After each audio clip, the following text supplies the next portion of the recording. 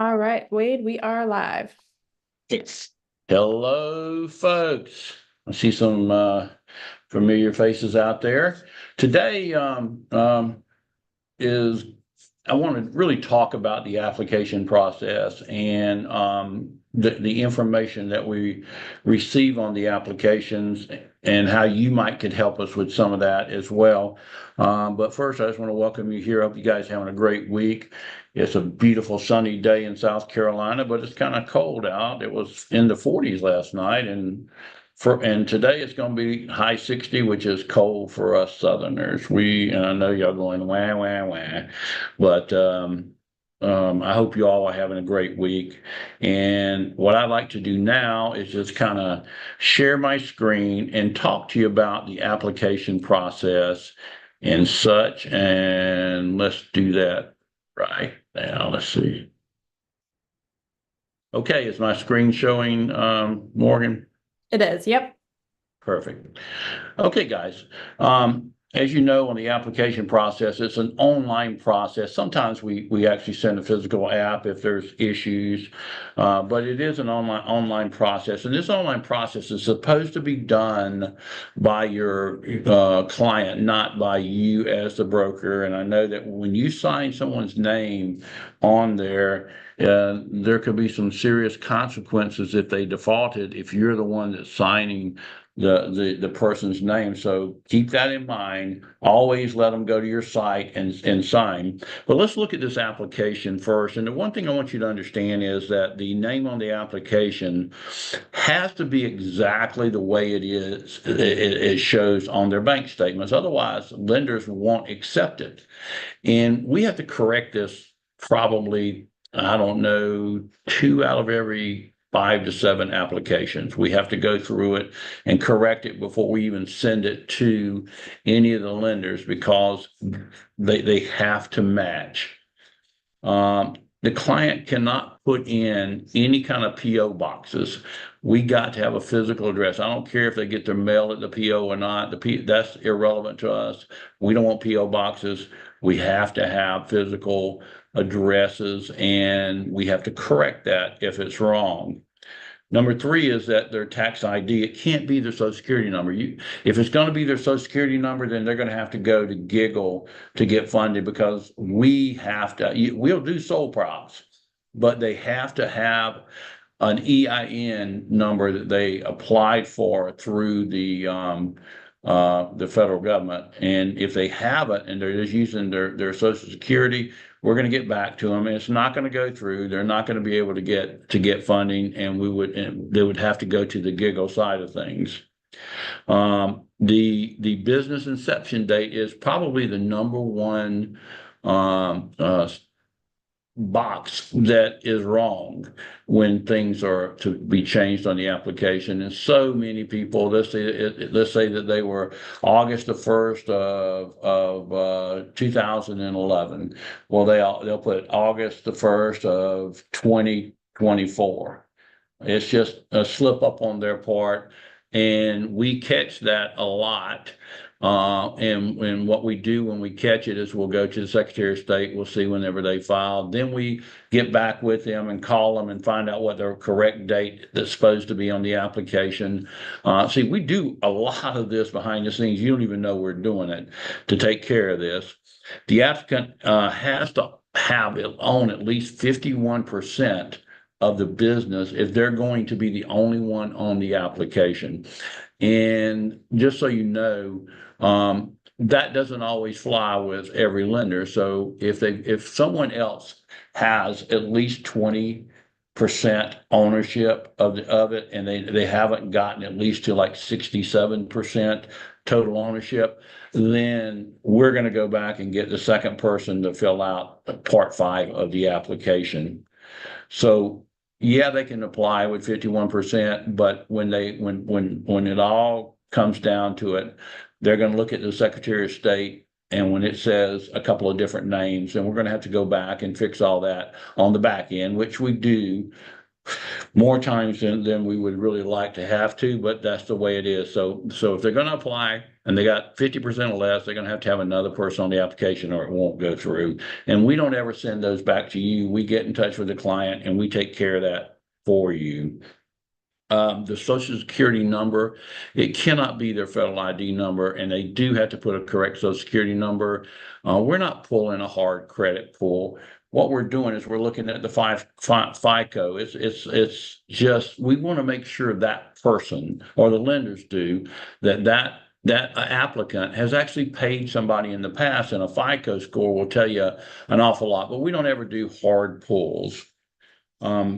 And then they got to sign the application, both applicants. And if they don't sign the application, then we're not going to be able to move forward. And that's when we have to literally download the app, send it to them, and then they got to print it off, sign it, and scan it back to us. It's a long process, but we have at least one or two of those every single week that we have to take care of. So signatures on the application, and you don't see a date anywhere, and that's because through our system it date stamps it when it comes in automatically. So that used to be something we had to have them handwrite before we had the system, and boy, that was a mess because we had to have the date that they completed it.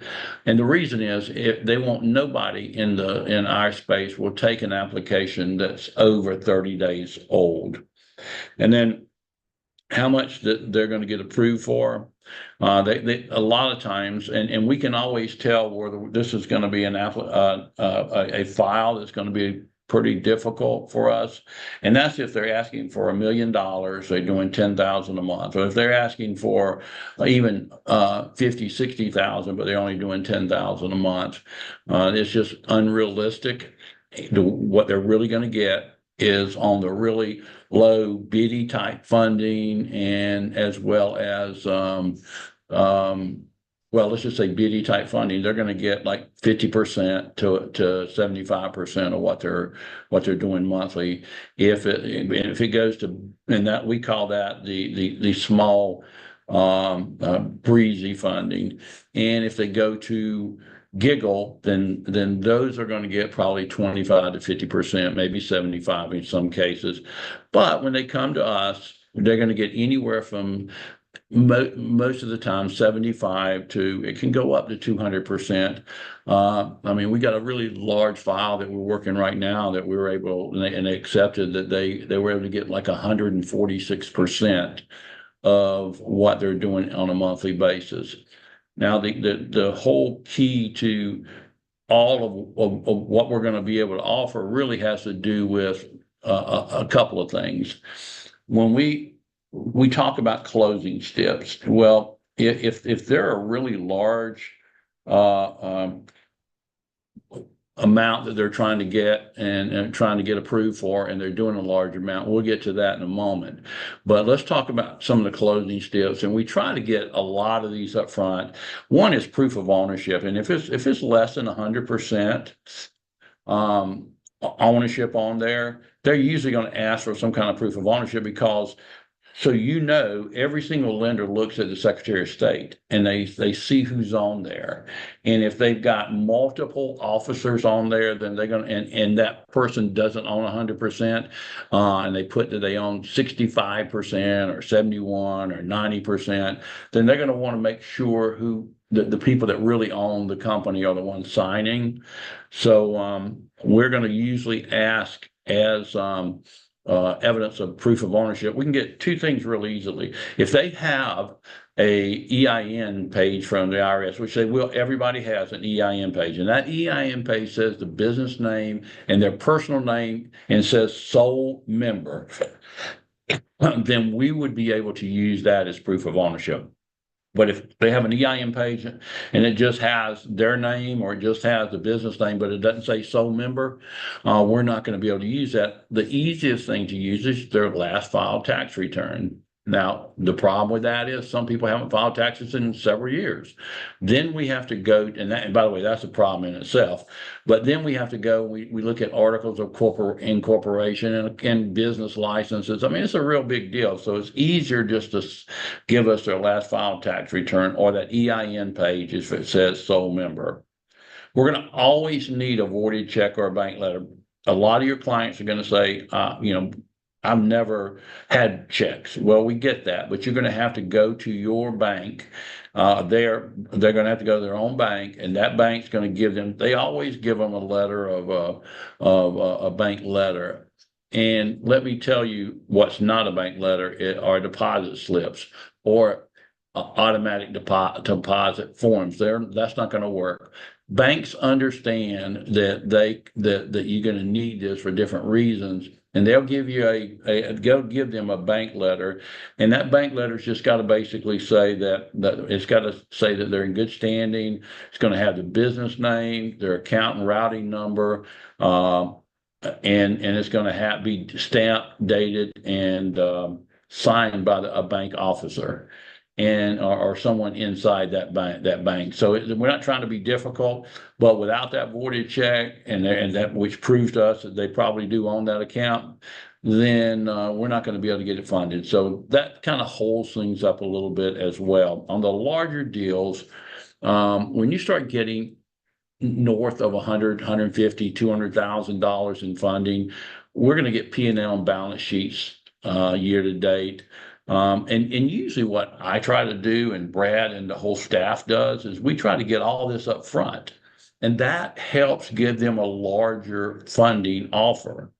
The larger one we were talking about earlier today, I was mentioning, I got all that stuff up front because I knew there was no way they're going to get what they wanted unless we could look at those financials. I sure as heck wouldn't give somebody my money unless I had seen what their financials look like.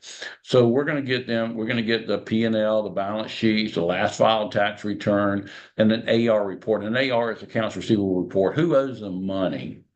And then any kind of payoff letters or zero balance letters for the A lenders. In other words, an A lender is not going to take a second position. They're going to be number one. So they want to pay off everybody. And then they'll net whatever the difference is after they pay those people off. And if it comes up on their report that they owe a ton of taxes, that's really not a problem as long as they can show us that they're on some type of payment plan. Again, here are all the different 10 best industries. I try to talk about that every week. Construction is still, in my book, the number one industry, that along with restaurants, catering, that sort of thing. Man, we are just funding a lot of restaurants and catering and construction. And as you know, construction includes plumbers, electricians, pavers, home builders, a whole ton of different categories inside that. And of course, anything retail. And the reason retail is so special is because these people are getting literally sometimes hundreds of transactions in a day. And they get better rates than most people because they get these transactions. So they know that they're going to keep receiving the revenue month after month after month. Anything in the medical profession, including home health care, I think that is, if I was online and I was targeting somebody, and I would, other than in the construction, restaurant, and retail, I would certainly go after home health care folks.